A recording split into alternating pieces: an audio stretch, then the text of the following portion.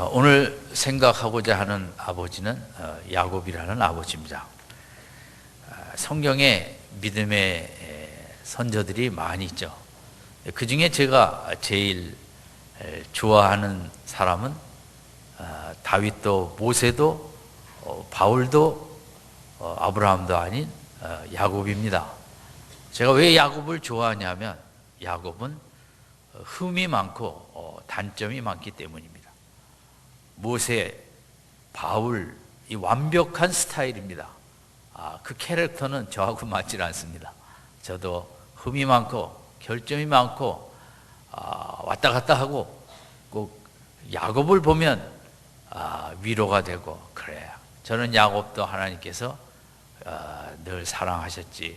제가 공감할 수 있는 그런 위로를 받을 수 있는 인물은 사실 그런 완벽한 성격의 바울이나 모세나 아브라함보다는 흠 많고 실수 많고 잘못도 많이 하는 야곱이 저는 더 인간적으로 마음에 닿고 더 좋아하기도 합니다. 오늘 본문 35장을 생각하기 위해서는 34장의 연결점이기 때문에 34장을 제가 간단하게 말씀을 드리겠습니다. 야곱이 20년 하란에서 외삼촌 집에 고생을 많이 하고 돌아와서 그가 형과 에서의 문제도 화해로 끝나고 그는 20년 전에 참 믿음의 사람, 예배의 사람으로 살겠다고 서원했던 그 베델로 돌아가서 예배로 새 출발하지 않고 세겜이라는 성 근처로 왔습니다.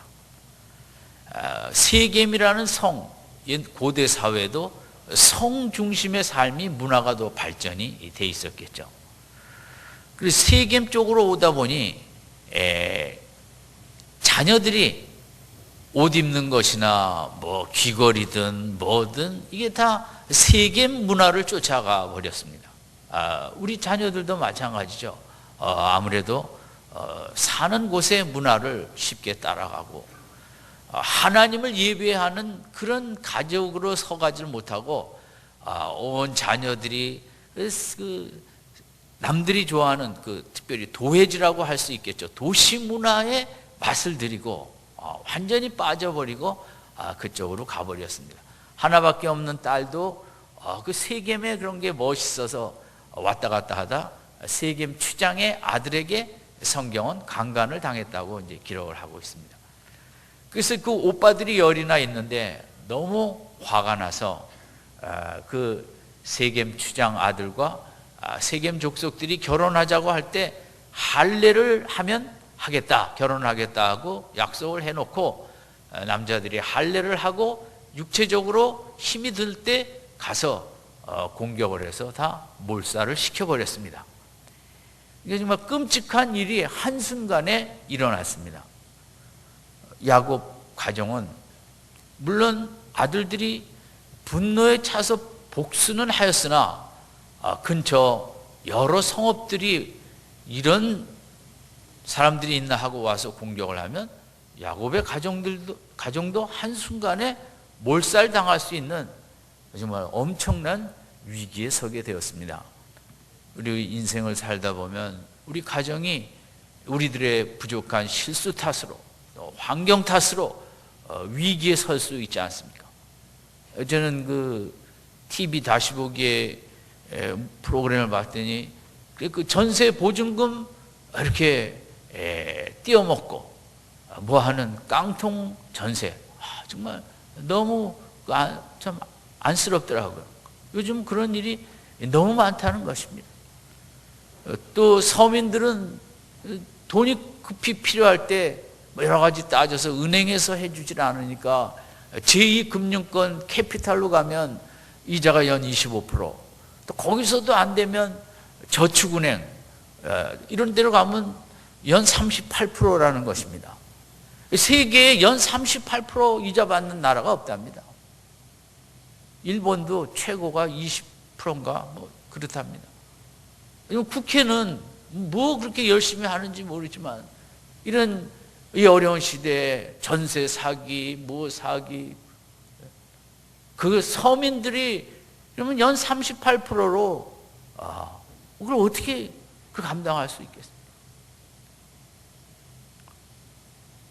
정말 우리 인생이 한순간에 우리가 이렇게 위기를 당하기도 하고 어렵기도 한 것은 야곱의 가정도 뭐 질병의 문제가 아니라 사업 실패 정도의 문제가 아니라 다 몰살 당할 수밖에 없는 이런 위기를 이 가정이 만나게 되었습니다. 물론 원인을 따지자면 아들들이 성격이 과격해서 끔찍한 복수를 해서 이런 일을 당하기도 했지만 또 아버지도 어디다 집을 장만할 것인가 할 때 할아버지나 아버지처럼 그 광야에 외롭지만 그런 곳에 정착해서 하나님을 더 바라봤어야 될 텐데 자식들 뭐 교육 걱정하다 이렇게 됐는지 성읍 근처로 갔다가 롯이 세겜 소돔과 고모라 옆에 가서 끝내 그 가정에 비극이 찾아왔듯이 아버지의 판단도 영적으로 깨어있지 못하다 보니까 이제 34장을 만들게 된 또 중요한 요인이 되기도 했습니다.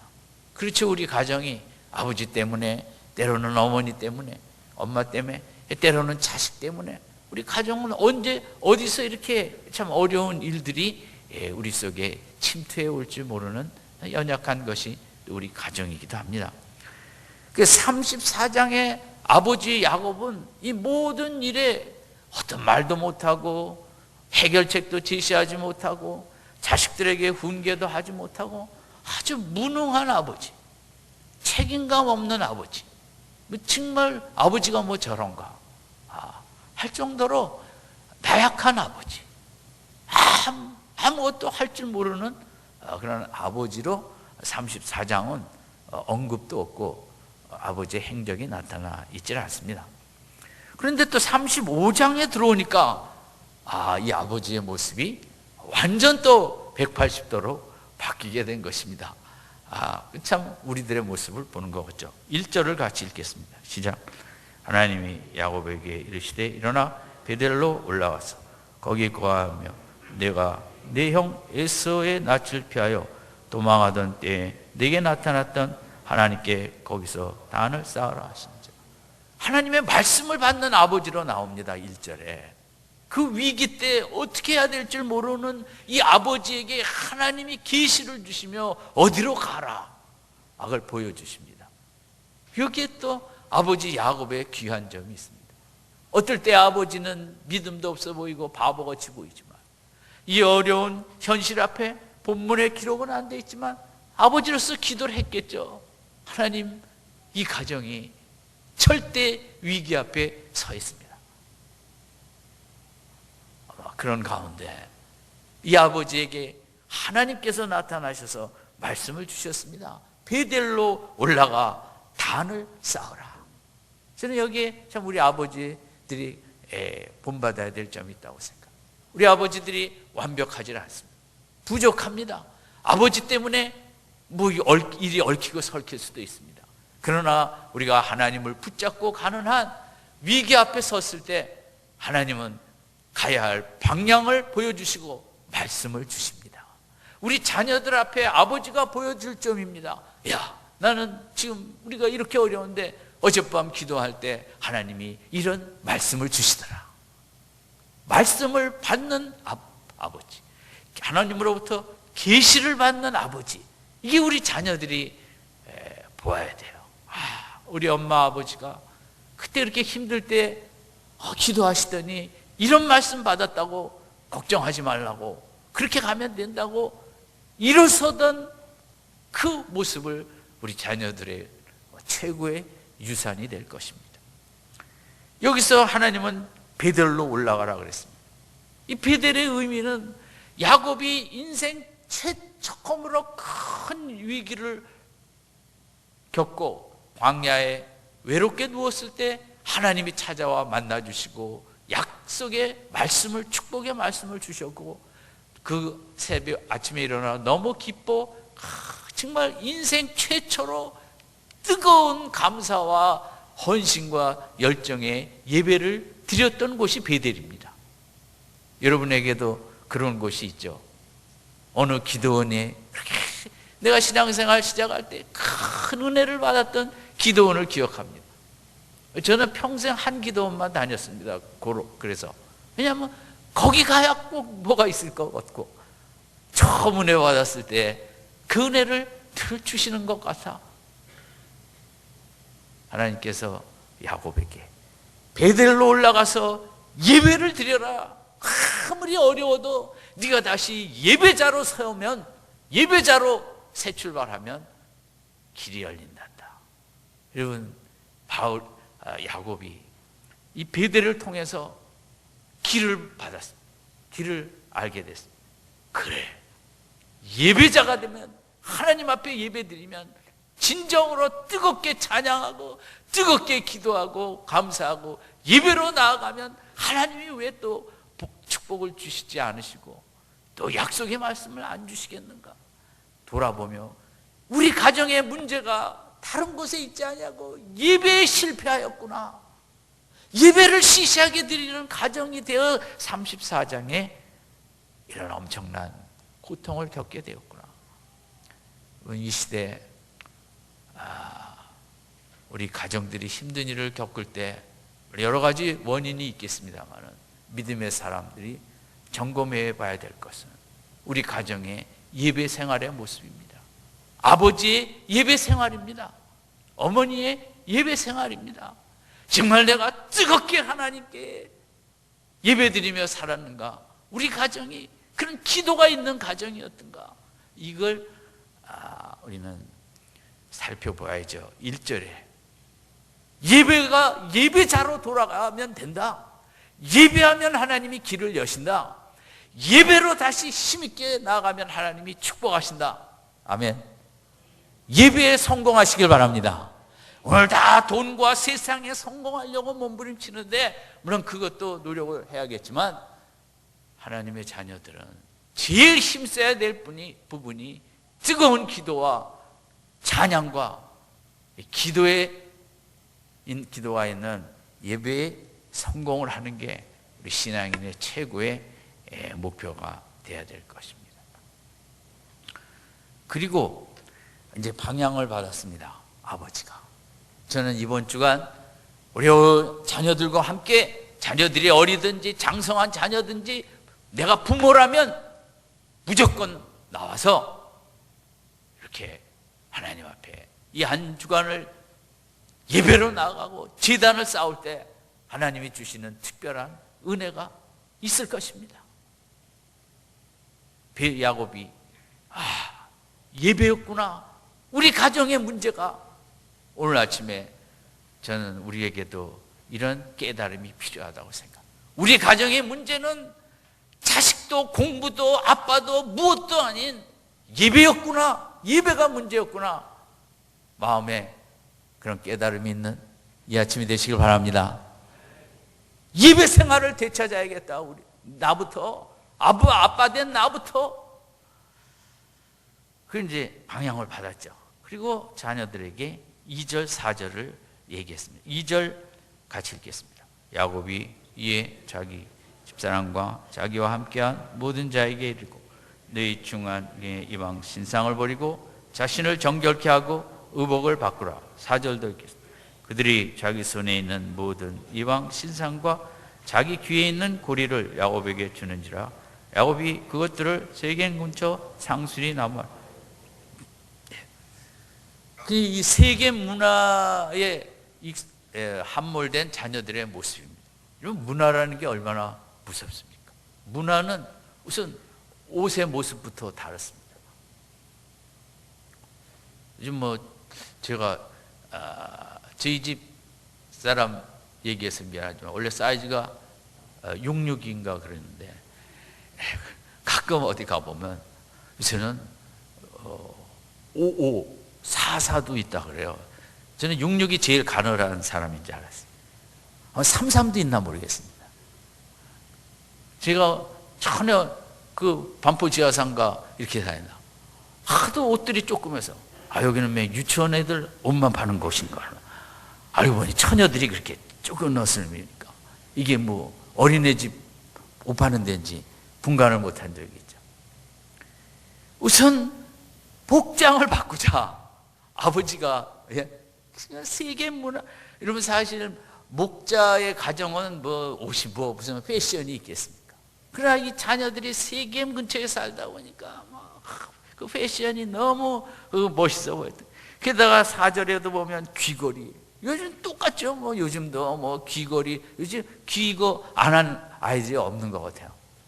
게다가 뭐 보면 코골이, 또 어떤 사람은 또 혀에도 뭐 하고 입술에도 하고, 이렇게 그 자녀들이, 이게 뭡니까? 2절 4절은 야곱 가정이 하나님을 예배하지 않고 문화를 예배했다는 거죠. 문화 예배자로 바뀌었다는 거죠. 오늘 이 시대처럼 명품 예배자로 바뀐 거예요. 우리가 스마트폰 예배자로 바뀐 거예요. 어떤 사람은 이 시대의 하나님은 스마트폰에 앱이라 그랬습니다. 앱이 하나님이래요. 요새 여러 가지로 할 수 있는 그런 것. 요즘 성형이 또 하나님이에요. 성형만 하면 행복하다. 성형 수술을 예배하는 야곱 아버지가 우리 가정의 문제의 원인을 밝혀냈습니다. 원인을 제거해야 된다. 우리 아빠들이 할 일입니다. 공부 안 한다고, 인터넷 많이 한다고 혼내는 게, 그건 원인 치료가 아니죠. 왜 스마트폰에 매어 달리는가? 여러분, 정말 아빠 엄마의 어떻게 근원으로 내려가다 보면 다 사랑 부족일 수 있거든요.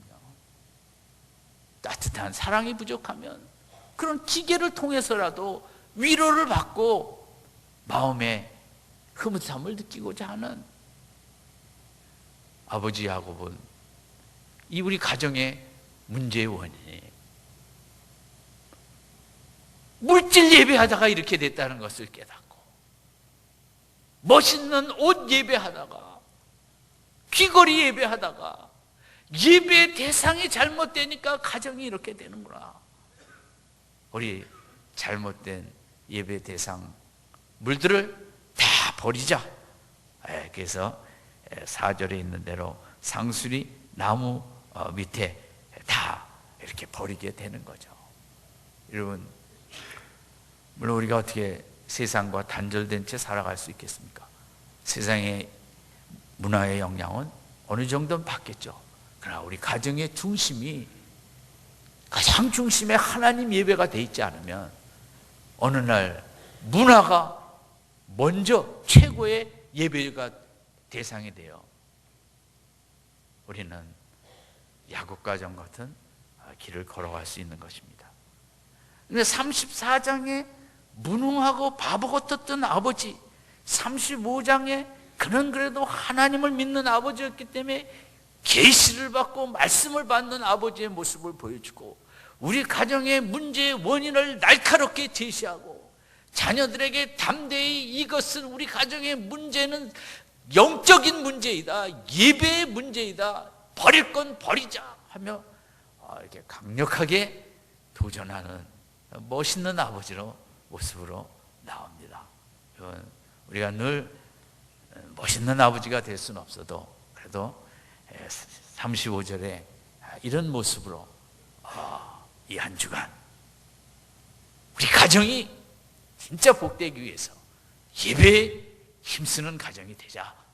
하나 새 학년을 우리 같이 나가서 하나님께 기도하자, 이렇게 해야겠죠. 그러면서 야곱의 신앙 위대한 선언이 3절에 있습니다. 같이 읽겠습니다. 시작. 우리가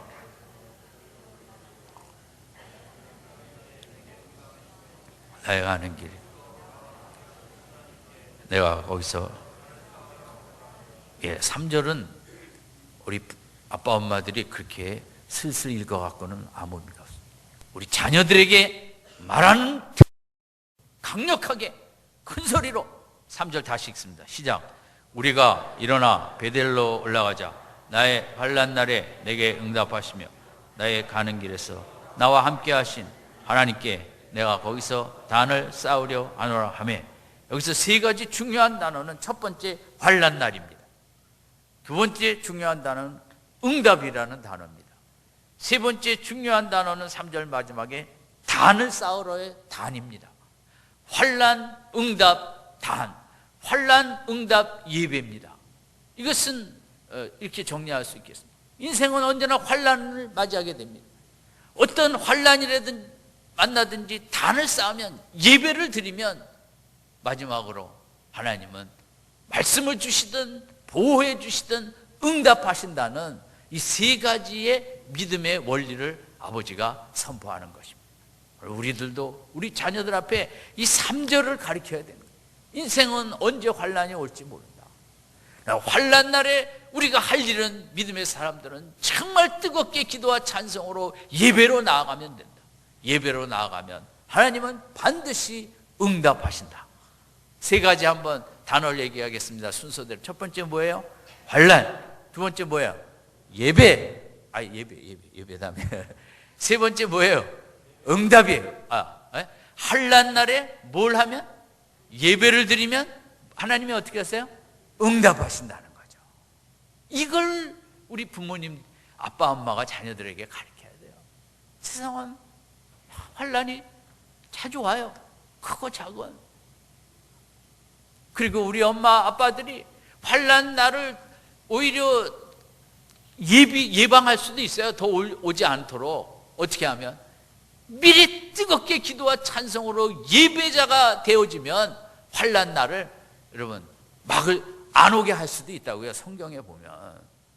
온 다음에도 이 원리가 통하지만 환난이 싫으신 분은 평소에 예배자로 힘써 나아가시라고요. 그러면 하나님이 평소에 길을 보여주시고 막아주시고 응답하시는 거죠. 아버지가 정말 자식들 앞에, 그 거친 자식들 앞에 삶의 원리를 선포합니다. 환난 날에 제단을 쌓으면, 예배를 드리면 응답하신다고, 두려워하지 말라고. 우리 아버지들, 어머니들이 3절의 믿음에 굳게 서서 우리 자녀들한테 보여줄 건 뭡니까? 이겁니다. 어떤 어려운 때나 예배 드리면 된다. 형식적인 예배가 아니라 온 마음을 불태우는, 부르짖어 기도하고 뜨겁게 찬양하고 하나님이 길을 여신다, 응답하신다. 예배만이 길이다. 저는 요즘 더 그 생각을 합니다. 예배만이 길입니다. 이 시대가 아무리 정말 무겁고 힘들더라도 우리가 진정 예배로 나아간다면, 이러면 주일 예배도 귀합니다만은 더 시간을 내서, 그해 3월부터 수요일도 더 우리가 기도의 예배로 나아가고자 성령 기도회로 새 출발하고, 금요일도 아버지가 뜨겁게 예배자로 서지 않는 한, 여러분 우리 가정은 34장을 피할 길이 없습니다. 돈만 벌어서 되는 것은 아닙니다. 34장이 온 다음에도 물론 예배로 나아가면 되겠지만, 저는 누가 환난을 좋아합니까? 평소에 34장이 일어나지 않도록 깨어 기도하는 것이 저는 더 좋다고 생각합니다. 여러분, 이렇게 아버지가 강력하게 일어설 때 자식들이 귀걸이, 요건 안 돼요, 그러지 않고 다 빼갖고, 옷, 이 귀한 옷, 명품 옷, 그러지 않고 다 순종해서 다 버려버린 거죠. 그리고 이제 베델로 떠나는데 5절 같이 읽겠습니다. 시작. 그들이 발행하였으나 하나님이 그 사면 고울들로 크게 두려워하게 하신 거로 야곱의 아들들을 추격하는 자가 없었다. 정말 주변 마을에서, 성읍에서 와서 한순간에 몰살시킬 수 있는데, 이렇게 새 출발하고 예배로 나아가겠다는 이 가정이 길을 갈 때 하나님의 임재가 강력하게 그 가는 길에 나타나 누구도 야곱의 가정을 해치지 못하게 했다는 것입니다. 여기에 이게 아버지가 훌륭해서 이렇게 됐습니까? 아니죠. 이 아버지는 무능한 아버지였지만 그래도 다시 기도하고 말씀 붙잡고 말씀대로 우리가 나가면 된다고 그것만 제시한 거죠. 말씀 따라 그렇게 예배로 나아갈 때 이런 정말 이 자식들이 있을 수 없는 광경을 체험하게 된 것입니다. 하나님이 그 주변 사람들 마음을 두렵게 하여 꼼짝 못하게 하는, 우리가 이번 주간 아버지 어머니들이 기도해서 정말 이 사고가 많고 뭐 이상한 사람들도 많은 이때 자녀들의 하나님의 임재가 새학년 내내 동행하여 군대에 가 있는 자녀들의 하나님의 임재가 함께하여 그 누구도 해하지 못하고 아빠와 늘 함께하여 사고가 나지 않냐고, 교통사고가 나지 않냐고. 하나님의 임재가 얼마나 무서운 것인지 모릅니다. 성경에 제일 무서운 게 하나님의 함께하는 임재입니다. 남들이 볼 때 저 사람은 하나로 한 사람이 아닌 거죠. 요셉을 볼 때 보디발은 너는 네가 섬기는 여호와 하나님이 너와 함께한다고 둘로 본 거죠. 다니엘을 볼 때도 왕이 너가 섬기는 여호와의 신이 너와 함께한다고 다니엘을 인간의 한 사람으로 보지 않고 여호와라는 신이 함께하는 임재를 본 거죠. 세상 사람들이. 하나님의 임재는 성경에도 기드온이 300명으로 13만 5천 미디안과 싸워 이길 때 미디안 족속들의 마음을 막 두렵게 해버린 것입니다. 하나님의 임재가 임하면 적들의 마음은 두렵게 하고, 아수르의 18만 5천 군대가 하룻밤에 몰살한 것은 그래서 하나님의 임재가 강력하게 임하니까 적들이 다 죽음에 이르게 하고, 하나님의 임재가 임하니까 다윗은 얼마나 용기 있든지 그 돌덩어리 조그만 거 갖고 나가 싸워 이길 수 있다고 싸워 나가더니 골리앗을 죽인 것입니다. 여러분, 예수님 자꾸 찾으면서 주여, 일하면서도 주여, 입술로 못 움직이면 마음으로도 주여. 여러분, 소리를 내서 주여 하는 것과 마음으로 간절히 소리를 안 내고 주여 하는 것도 비슷한 능력이 나타난다는 거예요. 여러분 결코 어디를 가든지 이 한 주간 홀로 가지 마시고 아침마다 기도하여 하나님의 임재가 여러분과 동행하는 축복의 한 주간 되시기 바랍니다. 하나님의 임재가 함께할 때 누가 까불지 못하고 무시하지 못하고 멸시하지 못하고 자칫 해하려다가 오히려 공경에 처하는 이 하나님의 임재가 늘 함께하는 사람, 하나님의 임재가 있기에 환경이 어려워도 막 기쁨이 있고 평안이 있고 속에 찬양이 있고, 인생은 문학과 예술과, 저도 정말 문학을 좋아하고 정말 요즘도 시 읽기를 좋아하고 저는 그런 정말 좋아합니다. 그런 거는 갖고는 안 됩니다. 아무리 좋은 영화를 본들 뭘 한들 그 임재 갖고는 아니 됩니다. 전능하신 하나님의 능력과 사랑이 내 속에 채워져야만 거기에 행복이 있고 평안이 있고 담대함이 있고, 우리 자녀들 금전 한 해 기도합시다. 하나님의 임재가 한 학년 동안 동행하여 하나님이 그 자녀들과 함께하여 지혜를 주시고 더 좋은 성품으로 성장하게 하시고 머리가 더 맑아지게 하시고 리더가 되게 하시고, 하나님의 임재가 5절에 체험한 것입니다. 여러분, 이 임재는 예배할 때도 강력하게 나타납니다. 우리가 이렇게 온 마음을 다해 예배할 때 내 속에 하나님이 함께 하시는 것이 느껴지는 거죠. 우리가 더 기도하고 찬송하고 뜨겁게 예배하면 더 강력한 하나님의 임재를 느끼게 되는 거예요. 아무쪼록 이 한 주간 우리 성도님들 가정마다 여러분이 어딜 가시든 오전에 나타난 하나님의 임재의 역사가 충만하시길 바랍니다. 우리 그런 축복 주려고 부르셨지 하나님께서 달래 부르셨지 않습니다. 네 힘으로 할 수 없으니까, 네 마음 약해서 늘 왔다 갔다 하니까 내가 네 마음을 붙잡아 줄게. 그렇게 구원하시고 우리 함께 하나님의 임재로 우리를 인도하시길 원하시죠. 마지막으로 그래서 베델로 올라가서 단을 쌓았어요. 그랬더니 하나님께서 이런 말씀을 주셨어요. 우리 10절에서 13절까지 같이 읽겠습니다. 시작. 그에게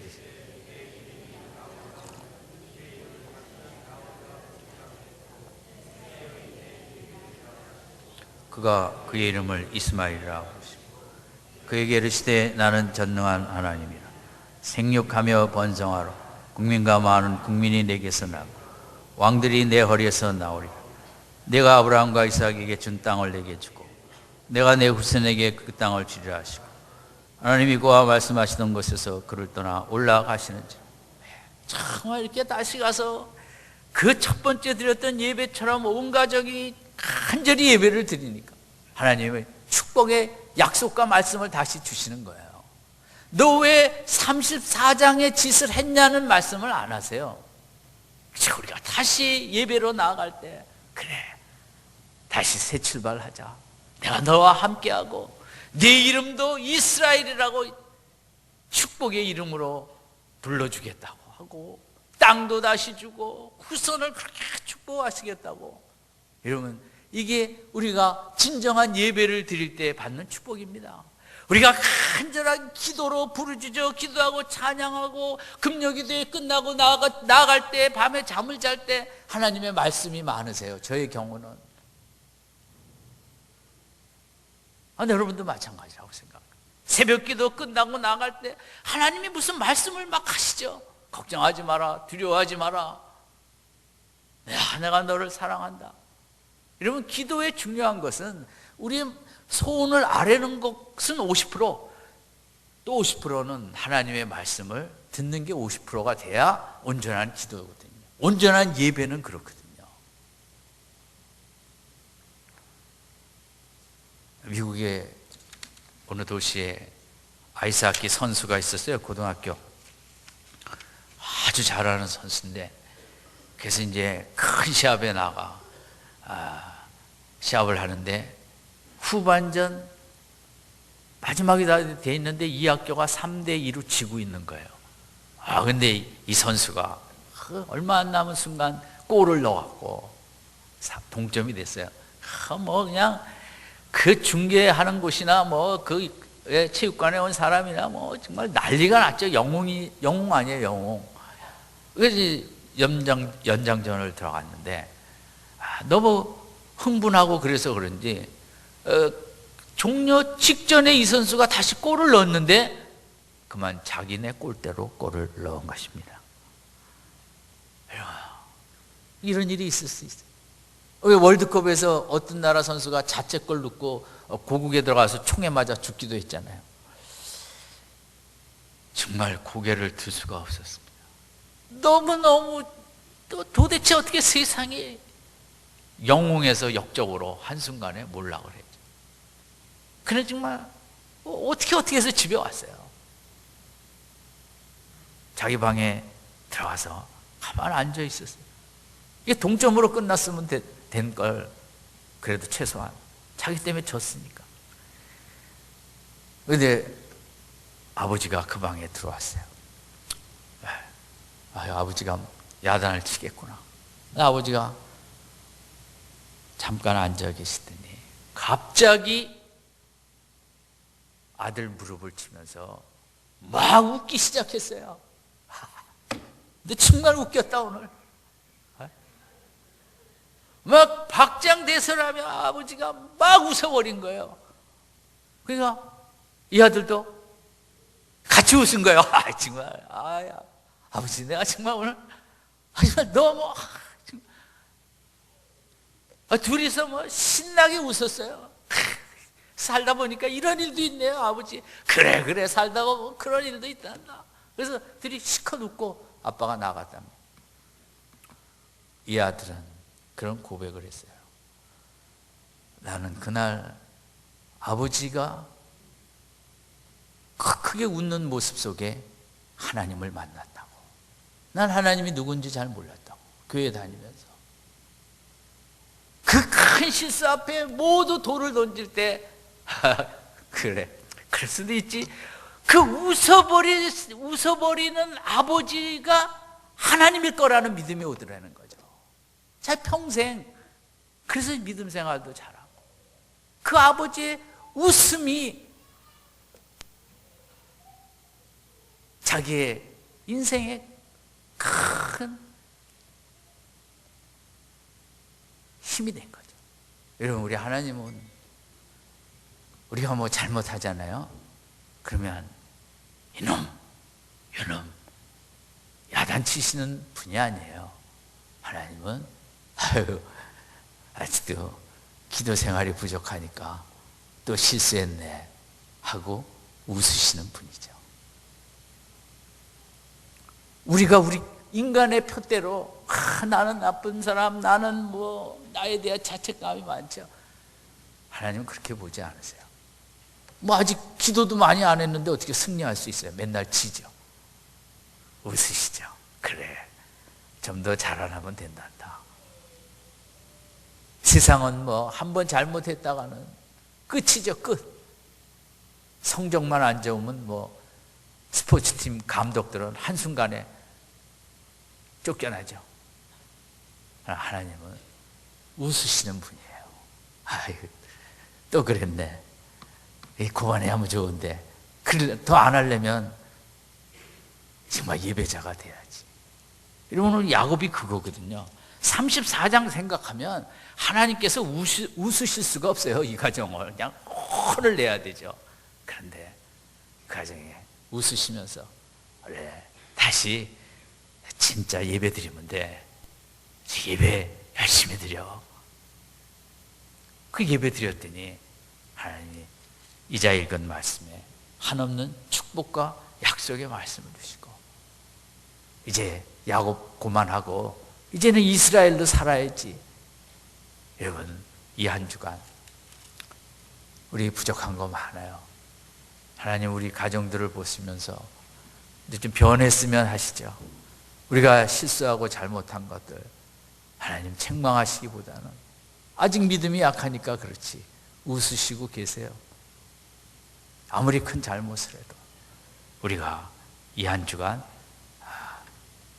베델로 올라가라는 말씀을 야곱처럼 듣고 3절에 뭐라고 그랬어요? 우리가 일어나 베델로 올라가자.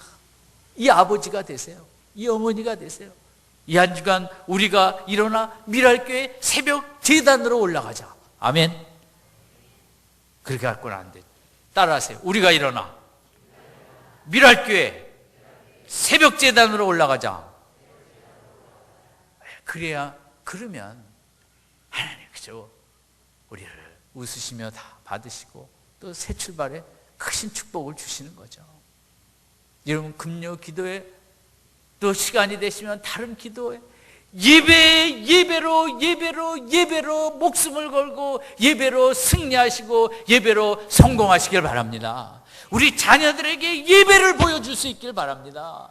예배로 인생을 돌파하는 걸 보여줄 수 있길 바랍니다. 야곱 아버지가 그렇게 무능했지만 그 오늘 본문에 예배로 길을 여는 이런 부모가 돼야겠고, 이런 아버지 어머니가 돼야겠고, 이 한 주간 우리가 정말 자녀들 손을 붙잡고 나와, 먼 곳에 있든지 군대에 갔든지 해외에 있든지 부모라도 나와 예배로 나아갈 때 하나님이 축복해 주신다는 이 말씀 붙잡고 기도할 때 2014년 우리 자녀들의 새 학년에 하나님의 말할 수 없는 임재와 약속의 축복이 가득할 줄로 믿습니다.